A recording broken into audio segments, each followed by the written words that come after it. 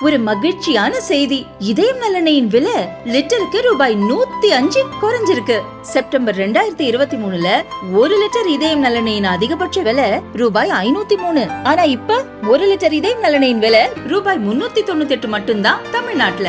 அப்ப இனிமே எல்லாரும் இதயம் நல்லெண்ணெய் வாங்கலாம் இல்ல? அதே போல புரட்சியாளர் அம்பேத்கர் அவர்கள் என்னென்னலாம் தொழிலாளர்களுக்கு கொண்டு வந்தார் அப்படின்னு சொல்லி பல பேருக்கு தெரியாதுங்க. இன்றைக்கி புரட்சியாளர் அம்பேத்கர் ஏன் கூண்டில் இருக்கார், ஏன் சிறையில் இருக்கார், ஏன் புரட்சியாளர் அம்பேத்கர் மேலே செருப்பு வீசுகிறாங்க, ஏன் புரட்சியாளர் அம்பேத்கர் சிலையை உடைக்கிறாங்க அப்படின்னு சொன்னால், புரட்சியாளர் அம்பேத்கருடைய ஆளுமையை எந்த அரசாங்கமும், தமிழ்நாட்டில் இருக்க எந்த அரசாங்கமும் முழுவதுமாக கொண்டு வரல. பாடத்திட்டத்தில் நீங்கள் வச்சுருக்கீங்களா அப்படின்னு சொன்னால் வைக்கல.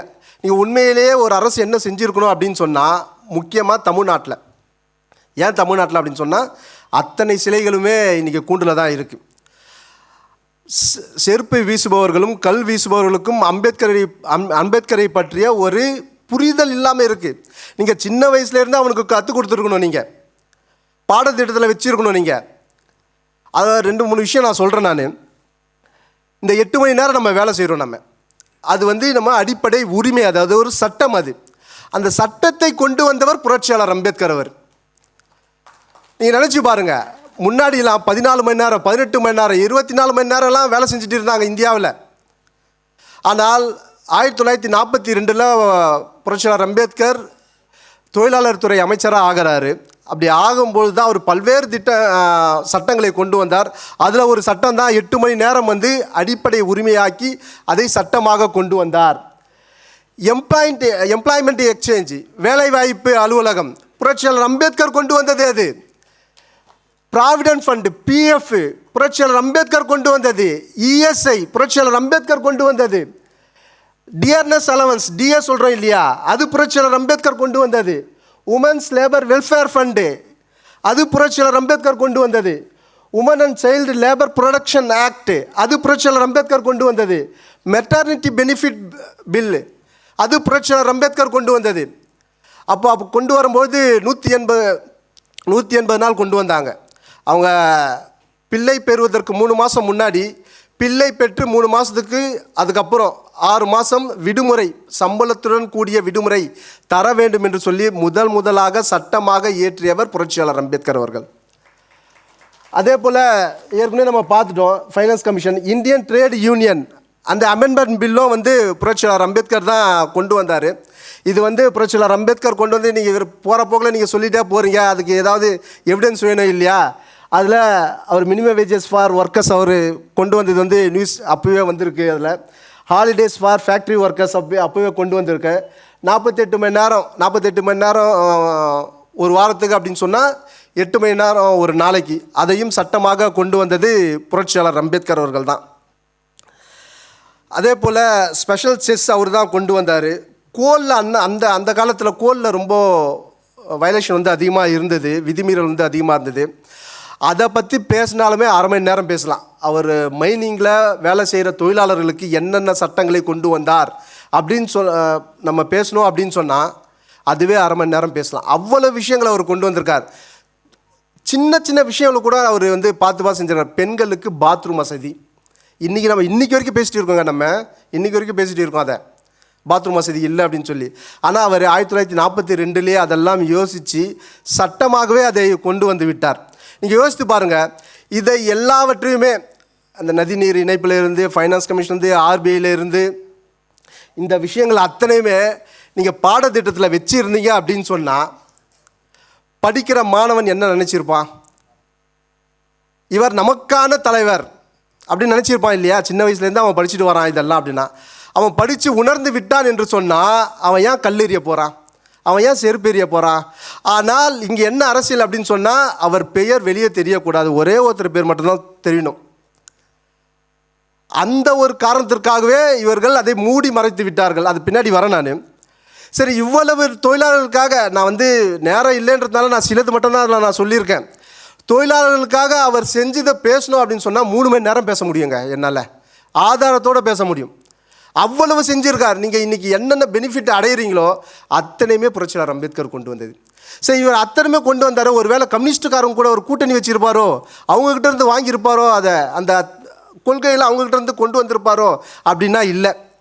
அவர் சொல்கிறாரு, கம்யூனிஸ்ட் எனக்கு பரம்பரை எதிரிகள்.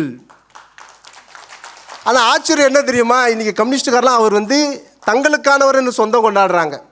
உண்மையிலேயே ஏதாவது ஒரு கட்சிக்கு புரட்சியாளர் அம்பேத்கர் எதிராக இருந்தார், கடைசி வரைக்கும் எதிராக இருந்தார்ன்னு சொன்னால் அது கம்யூனிஸ்டுகளுக்கு மட்டும்தான்.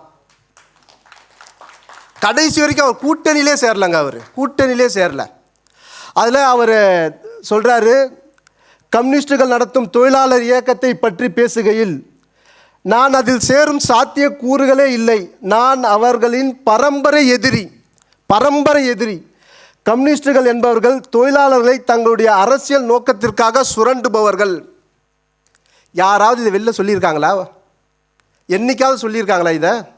அம்பேத்கர் இப்படி சொல்லியிருக்காருங்க அப்படின்னு சொல்லி. அதுக்கப்புறம் இன்னொன்று சொல்கிறார் அவர், எல்லா கம்யூனிஸ்ட் தலைவர்களும் சேர்ந்து எத்தனை புத்தகங்கள் படித்திருப்பார்களோ அவற்றை விட நான் அதிகம் படித்திருக்கிறேன். அவர்கள் எப்போதுமே எந்த பிரச்சனைக்கும் செயல்பூர்வமான அணுகுமுறையை மேற்கொண்டதே இல்லை. அவங்கக்கிட்ட ஒரு செயல்பூர்வமான ஒரு திட்டமே இல்லை என்று புரட்சியாளர் அம்பேத்கர் சொல்கிறார். அவர் அது மட்டுமல்ல, அவர் இன்னொரு இடத்துல சொல்கிறார், அவர் இதில் கம்யூனிஸ்டுகள் இன்னொரு வகை. அவர்கள் அர்த்தமுள்ளவர்கள்தான், ஆனால் தவறான வழிகாட்டுதலில் இயங்குபவர்கள். அவர்களை விட தொழிலாளி வர்க்கத்திற்கு பேரழிவை கொண்டு வந்தவர்கள் யாரும் இல்லை. அவர்களை விட தொழிலாளி வர்க்கத்திற்கு பேரழிவை கொண்டு வந்தவர்கள் வேறு எவரும் இல்லை. இன்று தொழிலாளி வர்க்கத்தின் முதுகெலும்பு உடைக்கப்படுகிறது. முதலாளிகளின் கை மேலோங்கி இருக்கிறது. பொதுமக்களுக்கும் தொழிலாளி வர்க்கத்திற்கும் நெருங்கிய நட்பும் இல்லை. இவற்றுக்கெல்லாம் காரணம் இந்த கம்யூனிஸ்ட் தலைவர்கள்தான். தாங்கள் ஒரு காலத்தில் வென்றெடுத்த அதிகாரத்தை இவர்கள் தவறாக பயன்படுத்தி வருகிறார்கள். இவர்கள் வேலையே தொழிலாளர்களிடையே அதிருப்தியை வளர்ப்பதுதான். அதிருப்தி தான் புரட்சியை தூண்டும். புரட்சியின் மூலம் தொழிலாளி வர்க்க கட்சியை நிறுவ முடியும் என்றெல்லாம் இவர்கள் கணக்கு போடுகிறார்கள். இதற்காகவே இந்த அதிருப்தி பிரச்சாரத்தை முடக்கிவிட்டு பிளவு சிதறல் இவற்றையே ஒரு அமைப்பு அலையாக தொடர்ந்து விளைவித்து வருகிறார்கள்.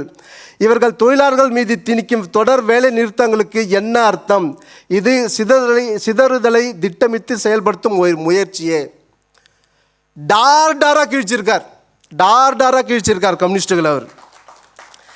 அது மட்டுமல்ல, இன்றைக்கி எல்லாருமே ஒரு சொல்லுவாங்க, மதம் ஒரு அபின் அப்படின்னு சொல்லி காரல் மார்க்ஸ் சொல்லியிருக்கார். அதை புரட்சியாளர் அம்பேத்கர் மறுக்கிறார்.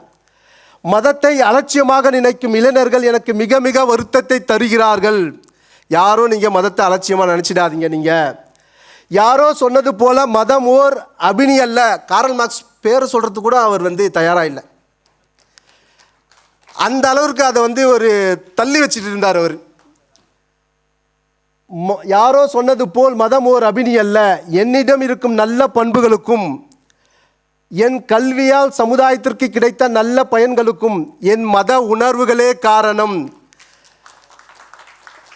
இதை சொல்லும் போது அவர் இந்துவாக இருந்தாருங்க, அவர் பௌத்தமாக மாறல. ஆனால் அவர் இன்னொன்று சொல்கிறார், அதே சமயத்தில் மதம் எனக்கு தேவை, அதே சமயம் மதம் என்னும் பெயரில் கபட வேடம் போடுவதும் எனக்கு பிடிக்காது. அதையும் சொல்கிறார் அவர் புரட்சியாளர் அம்பேத்கர். அதே போல் மனிதனுக்கு மதம் தேவையா அப்படின்னா தேவைன்னு சொல்கிறார் அவர். சோசலிஸ்டுகளும் கம்யூனிஸ்டுகளும் சொல்வது போல மதமே தேவையில்லை என்று நான் நம்பவில்லை. மனிதனுக்கு மதம் கண்டிப்பாக தேவை என்று புரட்சியாளர் அம்பேத்கர் சொல்கிறார். அதில் இன்னொரு அதை கீழே சொல்கிறாரு, நீதி தர்ம சாஸ்திரங்களைப் போல மனித குலத்தை எந்த அரசாங்கமும் பாதுகாக்கவோ ஒழுங்குபடுத்தவோ இயலாது என்று புரட்சியாளர் அம்பேத்கர் சொல்கிறார். நீதி தர்மசாஸ்திரம்னா என்னங்க? இது எதை குறிப்பிடுறார் அவர்? அப்போ அவர் பௌத்தத்தெல்லாம் நினைக்கவே இல்லைங்க அவர். அது பின்னாடி வரேன் நான், ஆனால் அது முன்னாடியே நான் சொல்லிடுறேன். அவர் உபநிடதங்களை தான் சொன்னார் அவர். அதுக்கு நான் ஆதாரம் பின்னாடி தரேன். நான் நீதி தர்மசாஸ்திரங்கள் தான் நமக்கு தேவை அப்படின்னு சொல்கிறார் அவர் புரட்சியாளர் அம்பேத்கர் அவர். அதே போல் இந்தியாவிலேயே புரட்சியாளர் அம்பேத்கரை தவிர கம்யூனிஸ்டுகளை யாருமே அவ்வளோ விமர்சனம் செஞ்சதே இல்லை. அவ்வளவு டீட்டெயில்டாக அவ்வளவு ஆய்வு செஞ்சு இந்தியாவிலேயே ஒரே ஒருத்தர் தான் புரட்சியாளர் அம்பேத்கர் மட்டும்தான் கம்யூனிஸ்டுகளை அவ்வளவு விமர்சனம் செஞ்சுருக்கார். அதில் ஒரு முக்கியமானது, இதில் இந்த நாட்டில் நாடாளுமன்ற ஜனநாயகம் தோற்று போனால், அதுக்கு அவர் ஏன் தோற்று போகும்னு சொல்லி காரணம்லாம் சொல்கிறார் அவர். நான் குறிப்பிட்ட காரணங்களால் அது தோற்றுத்தான் போகும். அதன் விளைவாக கலகம், அராஜகம், கம்யூனிசம் தோன்றும். கலகம், அராஜகம், கம்யூனிசம் தோன்றும். வாரிசு வழி அதிகாரத்தை மக்கள் சகித்து கொள்ள மாட்டார்கள் என்று ஆட்சியில் உள்ளவர்கள் புரிந்து கொள்ளவில்லை என்றால், அவர் டிஎம்கே சொல்லங்க, அப்போ டிஎம்கேலாம் இல்லை, அவர் டிஎம்கே சொல்ல, புரிந்து கொள்ளவில்லை என்றால் இந்த நாடு அழிந்தே போகும். கம்யூனிசம் இங்கு வரலாம். ரஷ்யா தமது நாட்டில் மேலாண்மை பெற்று தனி மனித சுதந்திரத்தை நசுக்கி, ரஷ்யா என்கின்றது கம்யூனிசம் சொல்கிறார் அவர், இந்த நாட்டில் கம்யூனிசம் சுதந்திரத்தை நசுக்கி நமது சுதந்திரத்தை ஒழித்துவிடும். நமது சுதந்திரத்தை ஒழித்துவிடும். இந்தியாவில் இருக்கிற நமது சுதந்திரத்தை ஒழித்துவிடும். அல்லது ஆட்சி அதிகாரத்தில் இருக்கும் கட்சி தோல்வியடைந்தால் அதிருப்தியுற்ற ஒரு பிரிவு மக்கள் கலகத்தில் ஈடுபடலாம். அராஜகம் அப்போது தலை தூக்கும். இதெல்லாம் புரட்சியாளர் அம்பேத்கர் கம்யூனிசம் வந்தால் இங்கே என்னென்ன நடக்கும்னு சொல்லி எச்சரிக்கை செய்து கொண்டே இருக்கிறார். அதுக்கப்புறம் இன்னொரு இடத்துல சொல்கிறார் அவர், கம்யூனிச அமைப்பு என்பது என்ன அப்படின்னு சொன்னால், இது எனக்கு தெரிஞ்சு ஆர்எஸ்எஸில் கூட சொல்லலைங்க. நான் 12 வேல்யூம் இருக்குது, குருஜியோட வேல்யூம் 12 இருக்குது. 12ஐயும் நான் முழுக்க படிச்சுட்டேன். சில இடங்களில் குருஜி ஆர்எஸ்எஸுடைய 2வது சர்ச்சங்க சாலக், அவர் கம்யூனிஸ்டை அங்கங்கெல்லாம் விமர்சனம் செஞ்சுருக்காரு. ஆனால் இந்த அளவுக்கு மோசமாக அவர்லாம் விமர்சனம் செய்யலை, அந்த அளவிற்கு அவர் விமர்சனம் செஞ்சுருக்காரு. கம்யூனிச அமைப்பு வன்முறையை அடிப்படையாக கொண்டது. என்னைக்காவது சொல்லியிருக்காங்களா? யாராவது ஆர்எஸ்எஸில் சொல்லியிருக்காங்களா? இந்து முன்னணியில் சொல்லியிருக்காங்களா? பிஜேபியில் சொல்லியிருக்காங்களா? யாருமே சொல்லலைங்க, யாருமே சொல்லலை. ஆனால் அவர் என்ன சொல்கிறார், கம்யூனிசம் என்பது, கம்யூனிச தலைவர்களை பற்றி பேசல அவர், அந்த கொள்கையை பற்றி பேசுகிறார் அவர். அதுதான் இங்கே வித்தியாசத்தை நம்ம புரிஞ்சுக்கணும். ஏன்னா தலைவர்கள் வன்முறையை அவங்க நினச்சிட்டு இருக்கலாம், சில பேர் தவறான வழியில் இருக்கலாம். அவர் அதை சொல்லலை, அவர் அந்த கம்யூனிச கொள்கையை அவர் சொல்கிறார். அவர் கம்யூனிச அமைப்பு வன்முறையை அடிப்படையாக கொண்டது. நாளைய தினம் ரஷ்யாவில் சர்வாதிகாரம் தோல்வியடைந்து அதன் தோல்விக்கான அறிகுறிகளை நாம் காணும்போது என்ன நடக்கும்? கம்யூனிச அமைப்புக்கு என்ன நேரும் என்பதை உண்மையிலே நான் தெரிந்து கொள்ள விரும்புகிறேன். நாட்டின் சொத்தை கபளீகரம்